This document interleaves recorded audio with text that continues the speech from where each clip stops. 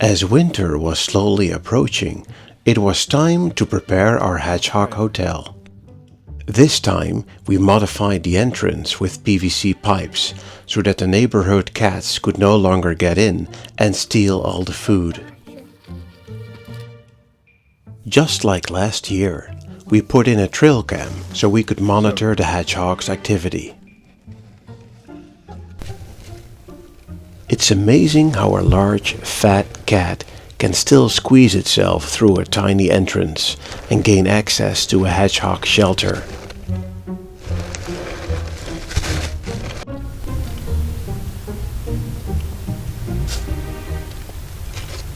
Just 3 days after we modified the shelter, the first hedgehog came in and started feeding on the food that we provided. Such amazing animals.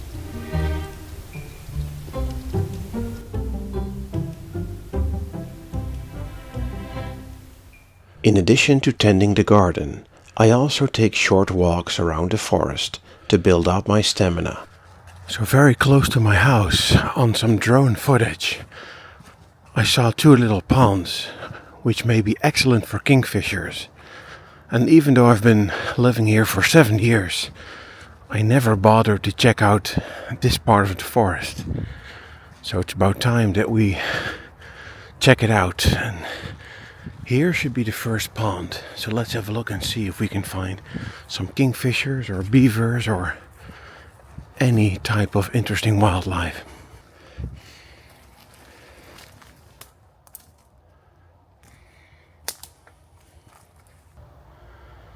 So this is the lake, no kingfishers.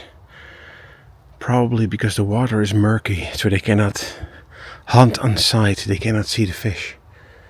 Maybe in spring it's going to be clear enough. And this is the second lake. This is a bit smaller. Have a look, this is perfect for kingfishers. You've got all these willows surrounding the lake, and those are perfect perches for these birds to sit on and to jump into the water to catch some fish. To catch fish. It's very quiet right now. And here on the other side, we also find a lot of willows. Sometimes I can hear kingfishers flying around. And this is really 200 yards from our house, so that's not too bad. Look at those beautiful beech trees in their autumn splendor. And beavers sometimes visit these shores as well.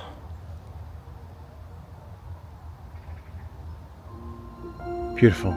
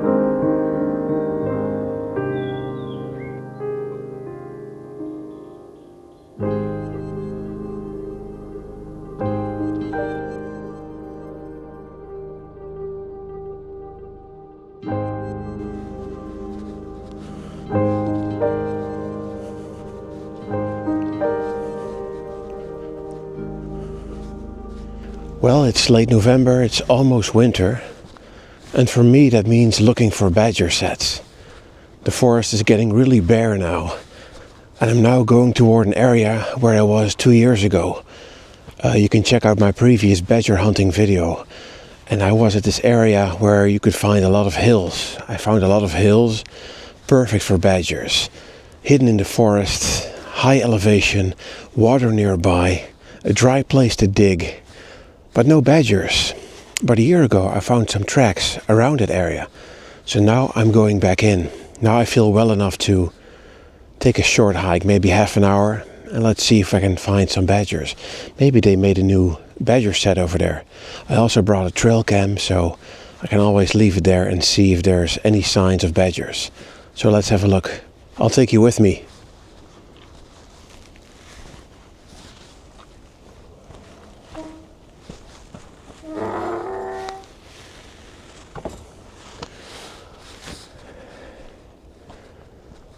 Look at those beautiful autumn colors. But we have to go that way, to the water.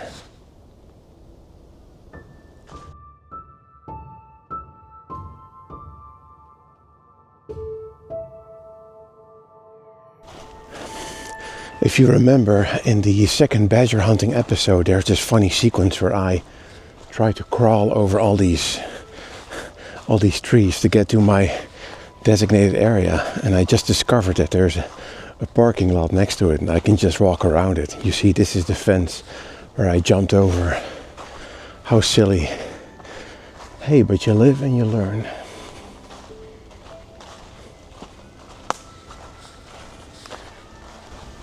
It's now about 10:30 a.m. on a Saturday. It's a bit late to see deer, but it's such a gloomy November day that we may be able to see some deer. Look at this beautiful fall picture. Look at these beautiful leaves falling.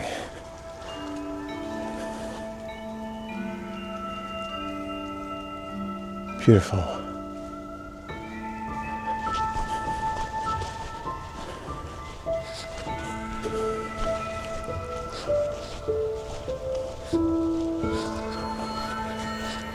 Oh, this is such a beautiful open area. Right there, over there's this beautiful hilly area where the badgers can hide perfectly. It's just an amazing area for them to dig. So let's have a look.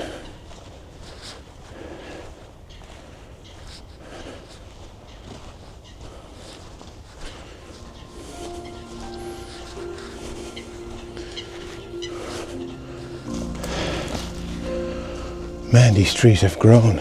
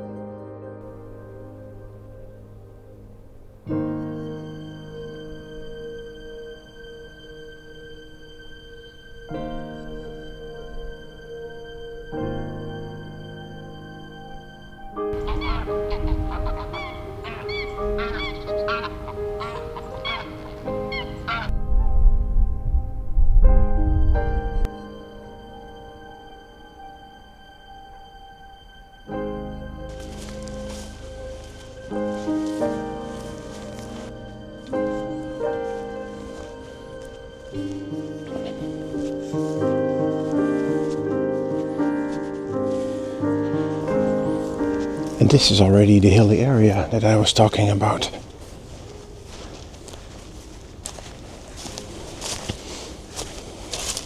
Now look at this elevation. Well, it may not be that clear in the video, but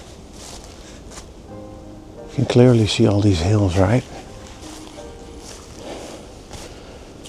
This is badger heaven. You can dig, you have water. There are open spaces where you can forage for worms, earthworms. Sooner or later, these badgers will make a new city over here, I'm sure of it.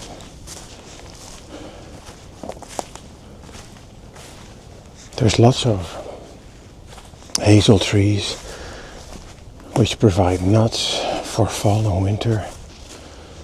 I mean, this is a great area, isn't it? If you're a badger, you're very near water, but you're still elevated from it, so your set will not flood during heavy rainfall. There's a lot of food, there's shelter. Perfect.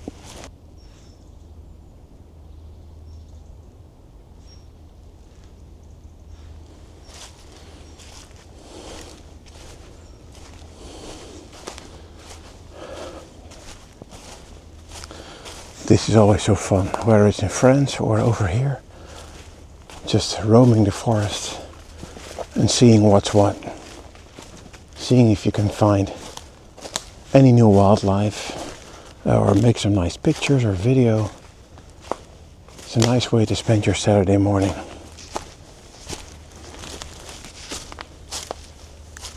And what do we have? Well, have a look. This is new.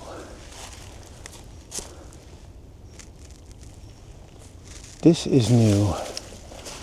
This is what I've been hoping for. Now this is only a small hole, so it could be a fox or a small badger. But it has that distinct curved shape to it, which is something badgers make when they dig out a hole. They always dig a hole sideways to the left or the right. So let's see if we can find some more dens.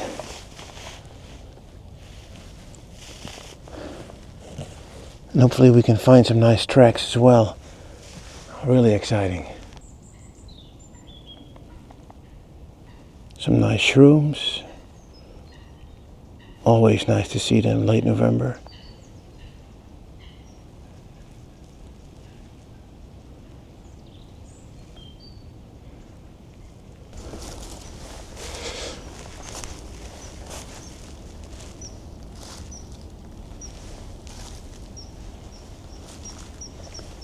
There's a kingfisher. Do you hear it? Mr. Kingfisher.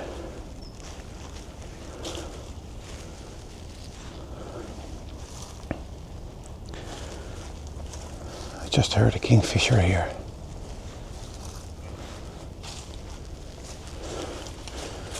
Badgers and kingfishers are always at the top of my list.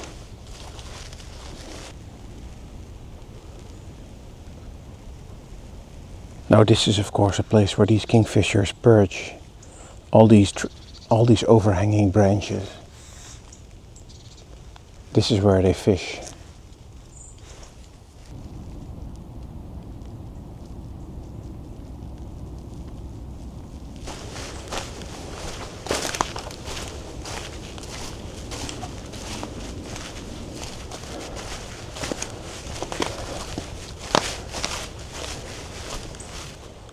Well, it seems that the badgers have not built a set here yet, but they've made one entrance hole, so that's a start. And we found a new kingfisher spot that's also very nice. Not a bad 30-minute walk. Could be worse.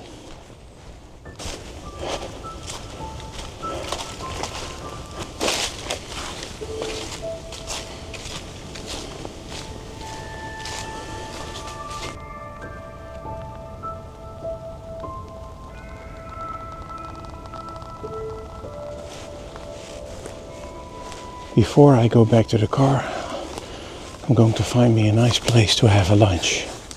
Early lunch. It's always time for lunch.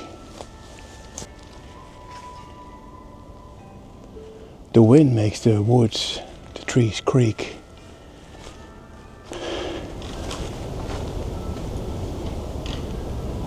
I love that eerie sound. And I can hear a woodpecker.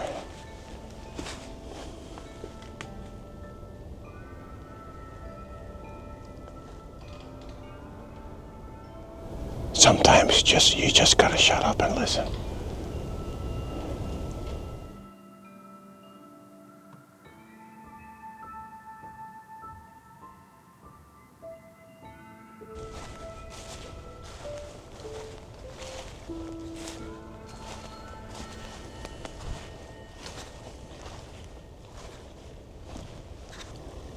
That's the spooky creaky wood. Those are all very tall old willows creaking in the wind. Let's go this way. Now, some trees still have their magnificent autumn colors. Look at this. Beautiful. Creepy stand of trees.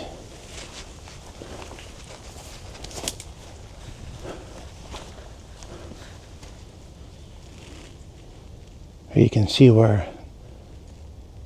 see some fur here. I think these are horse hairs. The horses maybe. Yeah, they're moving through here. And their hairs get caught by these trees. Or maybe it's a Sasquatch. All these American channels talking about Sasquatch in the forest. Hey, I see 3 trees stacked together. I see some fur. That must be a Sasquatch. Maybe I should change my channel from Tim's Wildlife to Tim's Sasquatch Hunting. Maybe that will get me more than 50 views per video. No, in all seriousness, I have no trouble with people looking for Sasquatch, but a lot of these YouTube channels are highly sensationalized, and I refuse to do that, to get views. There used to be a fence here, and you can see all these poles remaining. I'm pretty sure that's where the kingfishers perch. That's how they hunt. They just use these wooden poles to perch on and to jump from. And the great cormorants do the same. You can find a lot of those birds over here. Some people call them flying rats, because we have so many.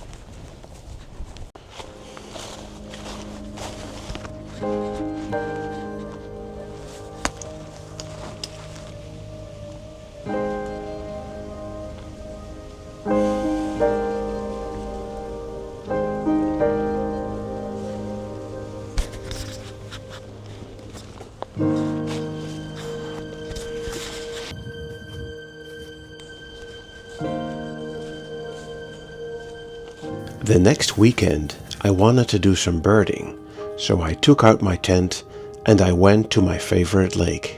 I'm wearing 2 layers of clothing as it's really mighty cold. The wind chill factor is quite high.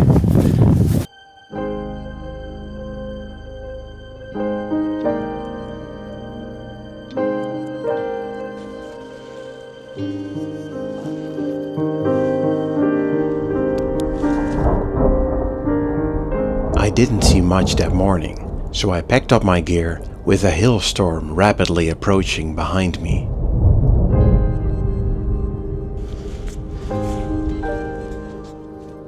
On a windy Sunday morning, I returned to the lake with my son. This time I decided to walk around. Die kant. We just saw a buzzard when we arrived, and we have to be very quiet now because maybe we'll see some more birds of prey today. My son was very happy with his new camera. I gave him the first DSLR that I ever bought. This was an old Nikon D5000, and it still works beautifully.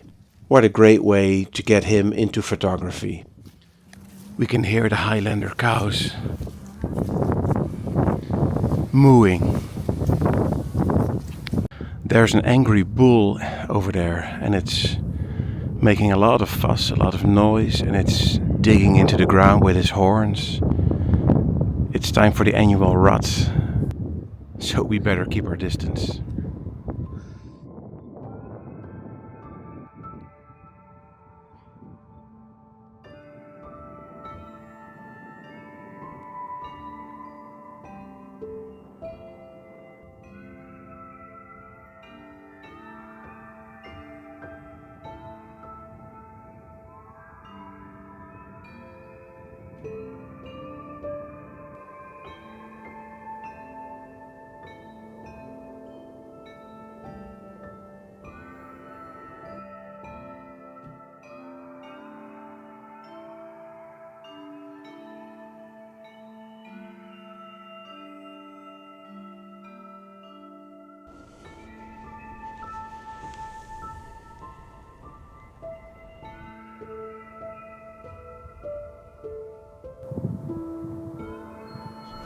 Let's see if we can stalk some birds through these trees here.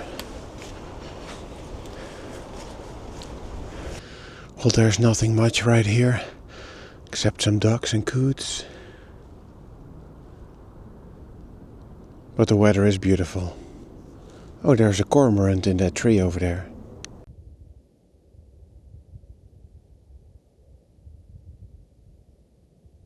A few buzzards were also floating above us. But most amazingly, when we had almost returned to the car, we saw a white-tailed eagle.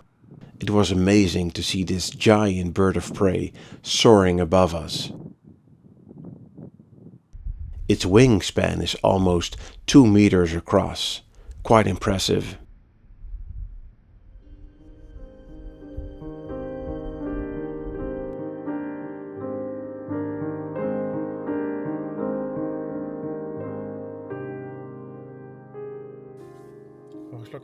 So this was a fantastic morning.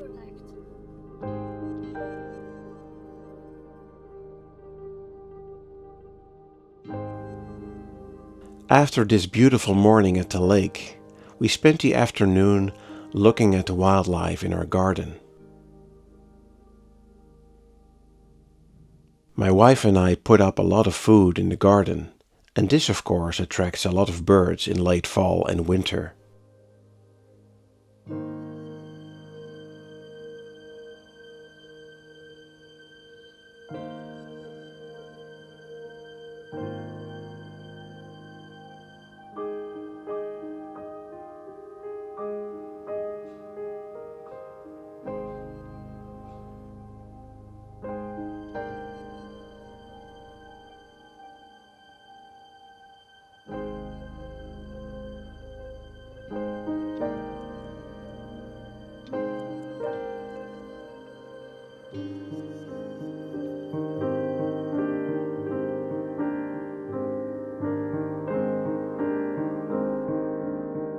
In addition to the typical great and blue tits, we also have starlings, finches, and even woodpeckers.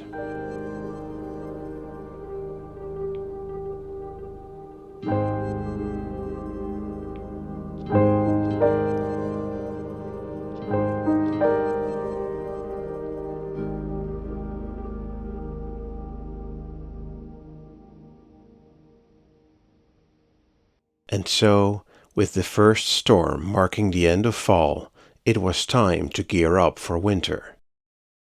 Thank you for watching this episode, and we hope to see you next time.